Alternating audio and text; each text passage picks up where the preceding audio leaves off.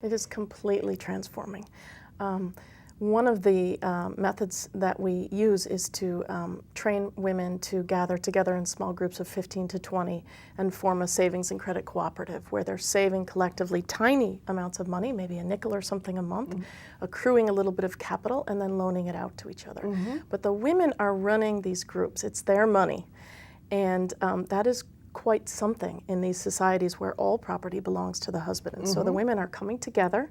They are making loans to each other for needs like food and health care, but they're also making loans to each other to buy something in the nearest market town and resell it at home and make a little bit of money. So the women begin not only contributing economically to their families, which raises their status, but they also are making decisions. They're talking, they're handling money, and they slowly become kind of leaders within their community. And these are women that would, when we first start, wouldn't really speak up at all in meetings and become quite vocal.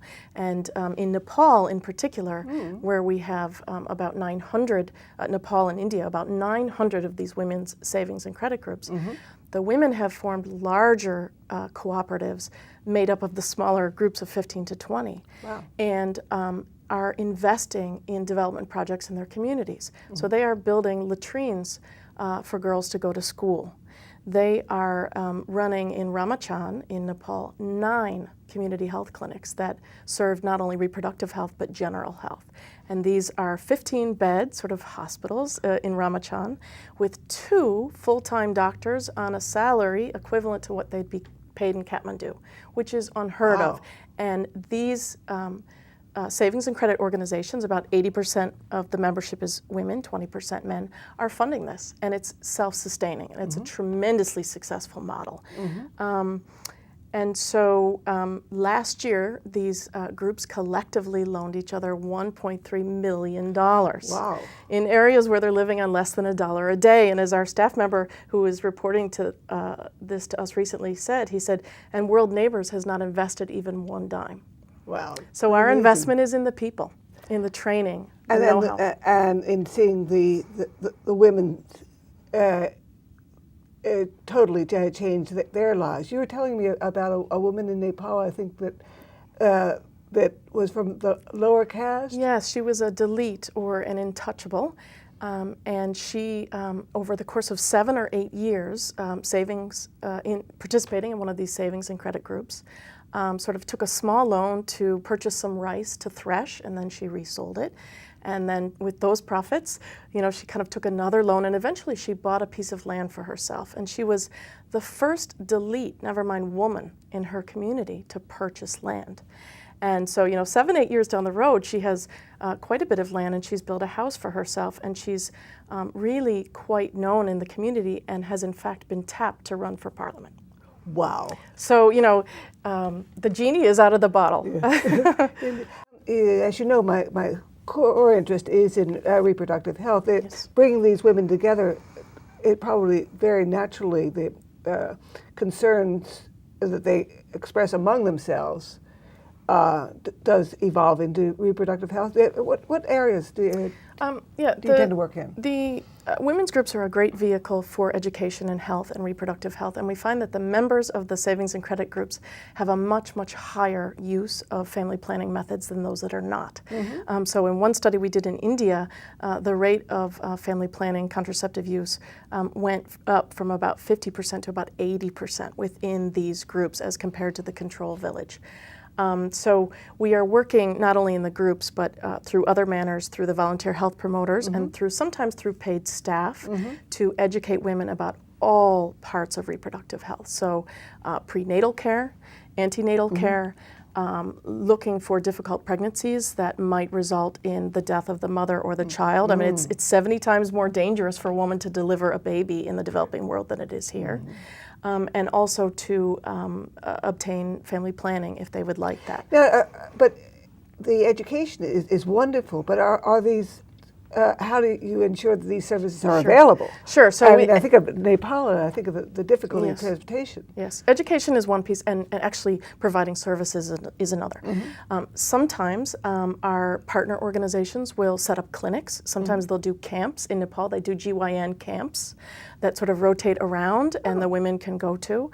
Sometimes they will set up their own clinics, and other times we'll partner with either another nonprofit that's on the ground and has medical services available, or sometimes with the local government ministries. Wow. And so in Kenya, when we were there, our staff was telling us how World Neighbors had provided lunch for the government nursing staff to come out and do a monthly community health clinic that was not only providing reproductive health services and HIV testing and treatment, but also just general community health. And in a way, the fact that it's general is great because no one in the village then can say, you know, if it was just an HIV/AIDS testing clinic or just a family planning clinic, it's not clear who's going to the clinic for what, and so there's more privacy. So we will, you know, whatever it takes in that local community to get services, whether it's with paid staff. In Bolivia, we have paid nurses on staff because our villages are a 6 to an 8 hour walk from the nearest road, and so the nurses will walk into the community to provide education, and in particular with regards to family planning, if a couple decides that they'd like contraception, the nurse will walk the woman back out 6 to 8 hours to the local clinic that will provide a tubectomy, stay with her overnight in a hotel to bathe and prepare for the surgery, which she would never have done and left her village, and then walk her home again. Wow. So, you know, it's quite different everywhere. But we are actively engaged in those kind of services because it is an integral part of family health and well-being. Now, I've been often accused of being a political junkie. What is World Neighbor also engaged in this country or in overseas in advocacy with the local or the national government to push for certain legislation or enforcement of regulations or whatever? Traditionally, we haven't been engaged in advocacy, but we are moving in that direction sort of as of the last few years, both on the local level, where we're encouraging our staff to have one staff member focused on advocacy with the local government and the national governments in their country. Our CEO belongs to the umbrella organization for aid and development organizations here in the States called Interaction.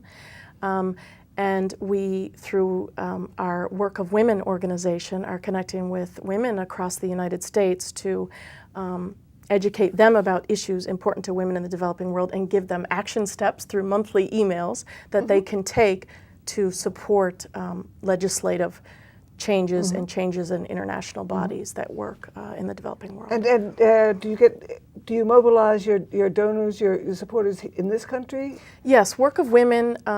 We do have advocacy things that people can do on our website, but in particular, our Work of Women website is very highly action and advocacy oriented to help American women and men take action, sign petitions, write to their congressman or their senator, write to the White House, write to our national organizations that are engaged in development overseas. What's your call to action for our friends and neighbors here in Westchester? You know, my call to action is that if you would like to affect the lives of the very poor in rural areas, that it costs World Neighbors only $16 per year per person to reach someone with training. And so that's a figure to kind of maybe put in your calculator and think about how many people you might want to reach this year. In addition, if people would like to purchase a Work of Women membership for $35, which is quite a bargain today, we can add you to our membership roll, which is an advocacy tool. We can say we have so many thousands of people in the United States standing beside women and their families in the developing world. I can guarantee you that we'll spend your money well, that what we do works, and that we have a 4-star rating from Charity Navigator. And you only receive private funds. You don't receive any USAID funds, do you? Yes, right now we are funded wholly by individual corporate and foundation monies. We may move to accepting some USAID funding in the future if we can mash it with our model the way that we'd like to. So, but in the meantime, In the meantime, this is our sole source of support is individuals that are wanting to do something. And we live in a very overwhelming world, and I would encourage people to just take one small step of helping. And having been in Kenya and in Tanzania, sitting eye to eye with the women and the men and the families there, they're so empowered by our work, and they're so incredibly grateful that we're bothering with them, because they have been cast out for generations. You know, we'd like you to help us reach out your hand to them as a neighbor to neighbor.